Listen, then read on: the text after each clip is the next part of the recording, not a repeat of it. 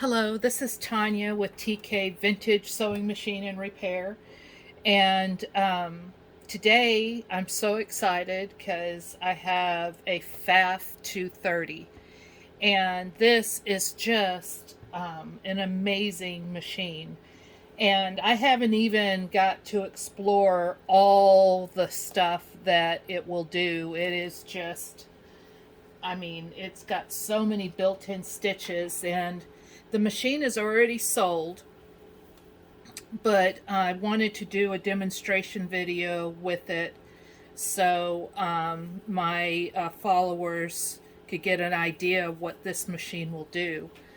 Hopefully one day I will come across another one, but it is just fabulous. I'm cutting another piece of fabric that I can use to do sample stitches with. So this machine is probably the best machine I've ever sewn with. It's not real hard to use, but if you want to use the specialty stitches, there is a dial in here, this dial right here, this dial, and this one all control your specialty stitches. And there's a wheel that you can get to go with the machine, and the buyer of this machine is going to get one, and it tells you where to set all these different dials to achieve all the different stitches. So it's, that part is complicated, but if you just want to do a straight stitch, it's very, very easy. This is your stitch length dial right here, and all the way, I believe you can do 6 stitches per inch.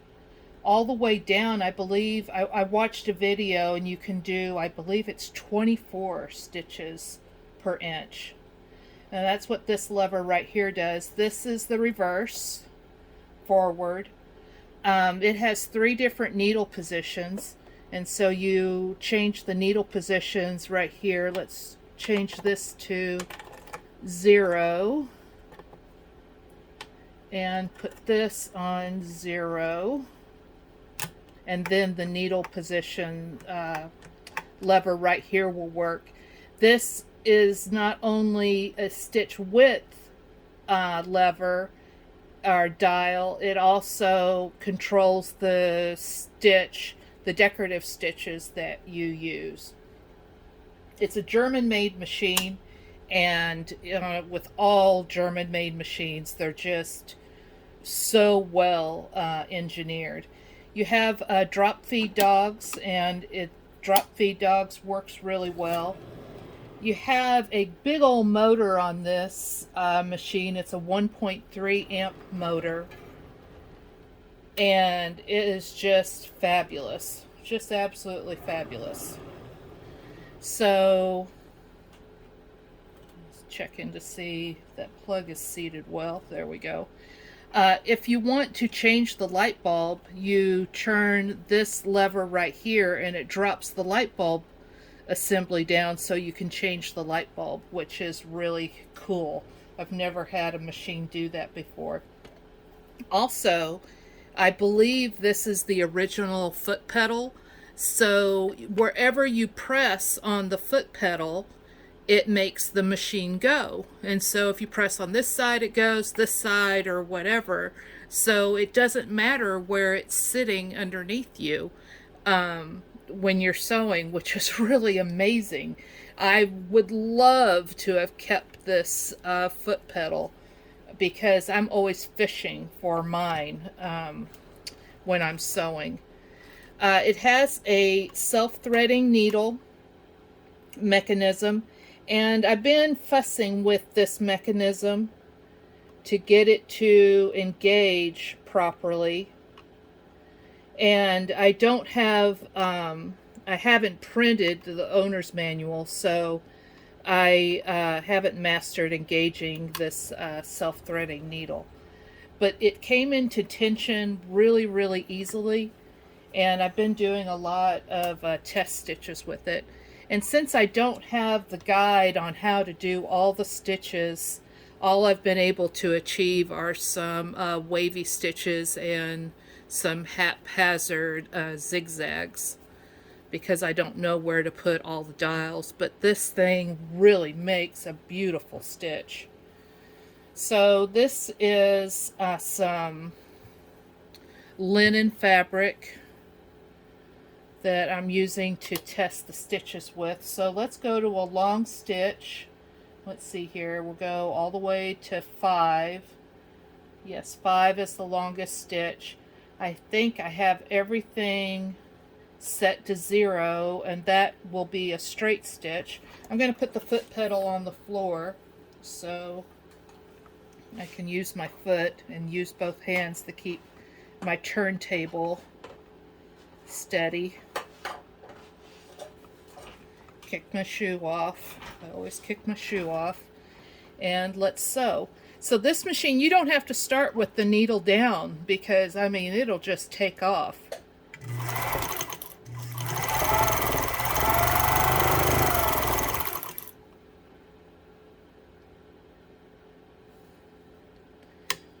One of my lights flickered. I have so many lights covering my workspace here. So that isn't all the way on 0.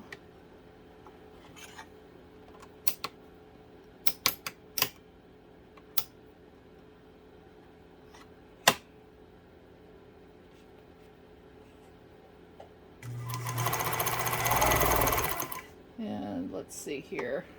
Just when I think I have the machine figured out, I don't.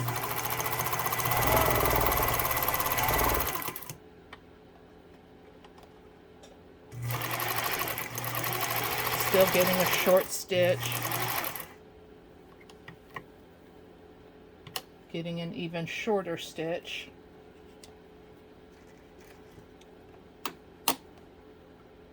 Zero, 0, and needle position does not matter at this point.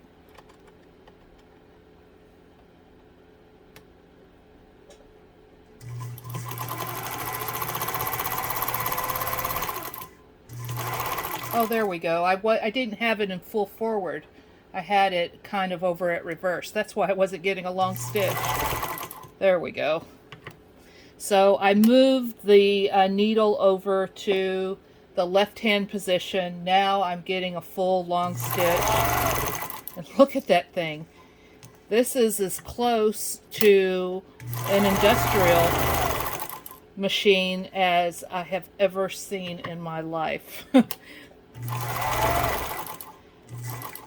And let me tell you, it is some of the prettiest stitches I've ever seen. So beautiful long stitches, both top and bottom. And so let's play with this. Let's move this dial here to a 2, and I think I got a lot of response when I had that set at a 3. We'll set that at a 3. Okay, that gives me a wavy stitch. I'm going to amp up the stitch width. Going to move this to 3. There we go. And so you can see this whole mechanism right here moves when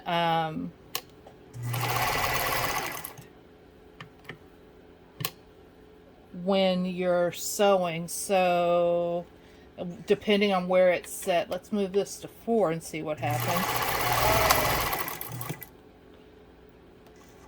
Just get a straight stitch and move the needle up.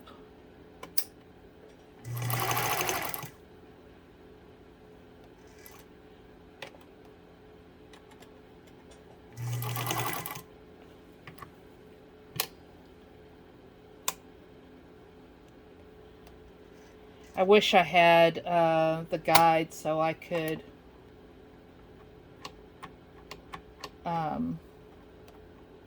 know where to set different settings on here so I could achieve some different stitches.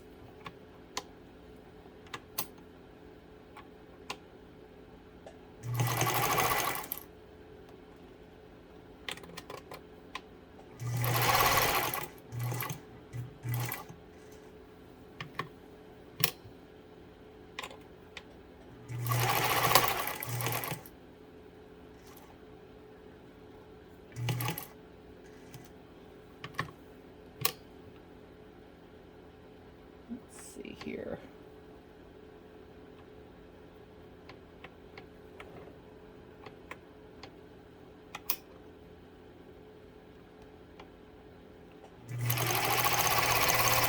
There we go, we're getting a wave now.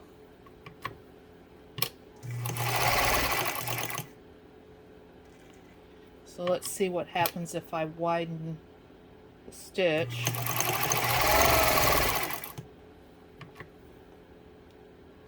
Just pretty stitches in all needle positions.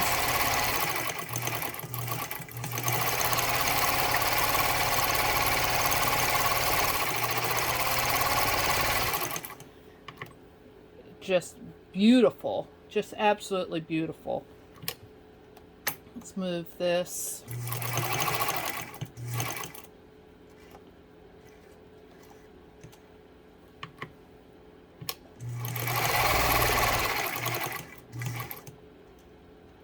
And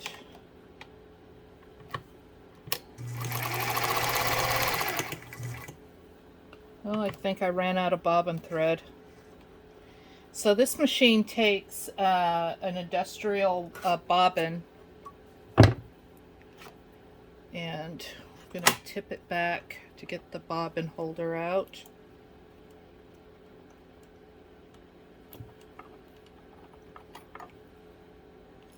Left the bobbin in there.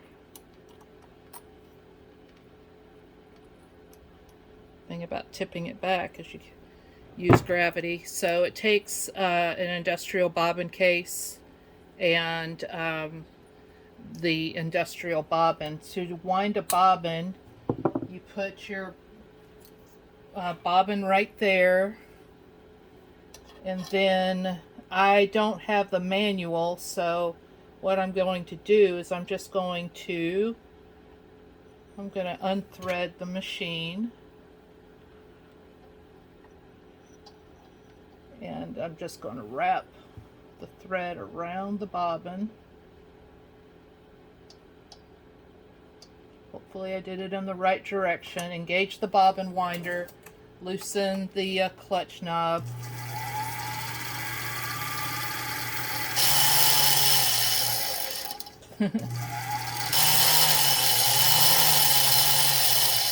That noise you're hearing is this metal bobbin on the spool pin.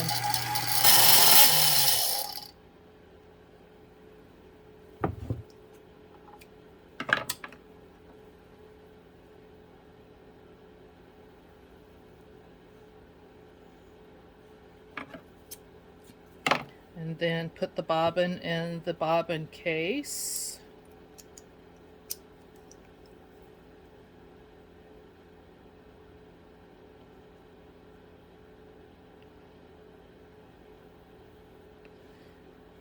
I wound a messy bobbin. Very messy bobbin.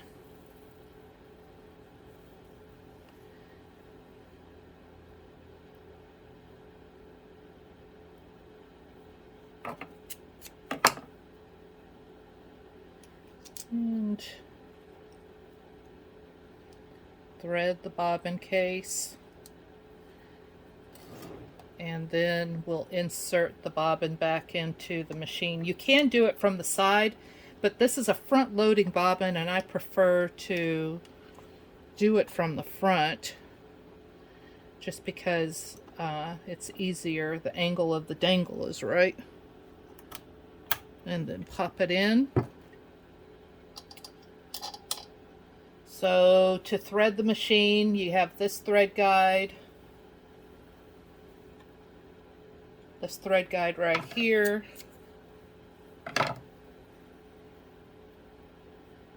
down through this thread guide. And so there's 2 holes here, and so I am not sure if you use this thread guide to the hole for this spool of thread, and then this spool pin to this thread guide, and then through the second hole for a second spool of thread. And then up through the spring, and then there's 2 holes on the take-up lever through this thread guide right here, and then through that one, and then through the one on the needle bar. And I'm going to move the self-threading mechanism a little bit. I've never used a self-threading mechanism, so I'm not real familiar. I'm just used to doing it the old-fashioned way. I'm going to tighten up the clutch and then pick up the bobbin thread.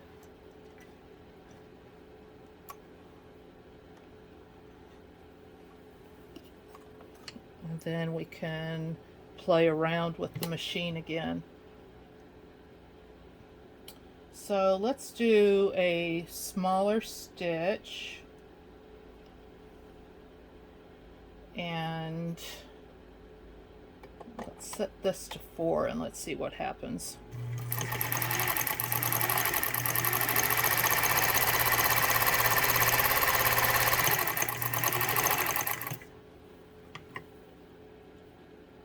A little tiny wave on there.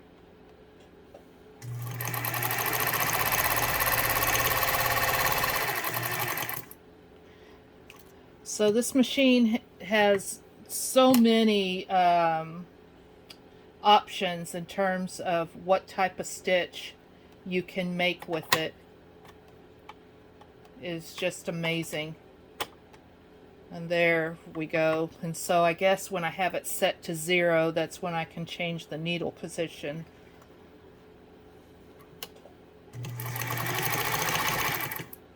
I have to have this set for 0 for a straight stitch. And then that all the way over. There we go.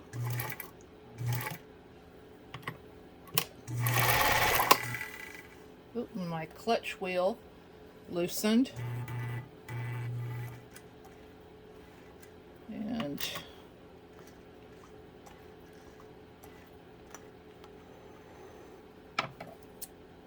got jammed.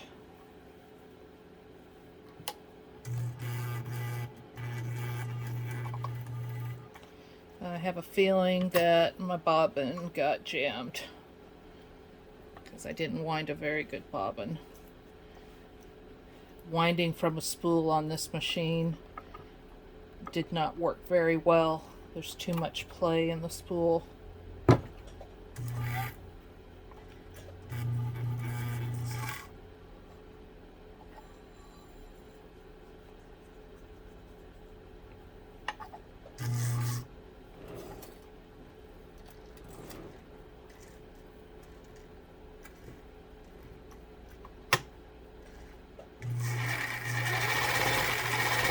There we go. So this, something in here wasn't set right.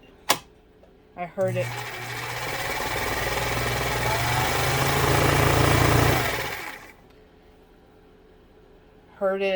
Pop when I twisted the hand wheel. So, you know, I don't edit my videos because I want you to see that there are things that are going to happen when you're sewing, particularly when you have a machine that you're not real familiar with, and they're going to cause you some issues, and you need to know how to remedy those issues yourself, because you don't want to have to take the machine to the shop every time some little something happens with it.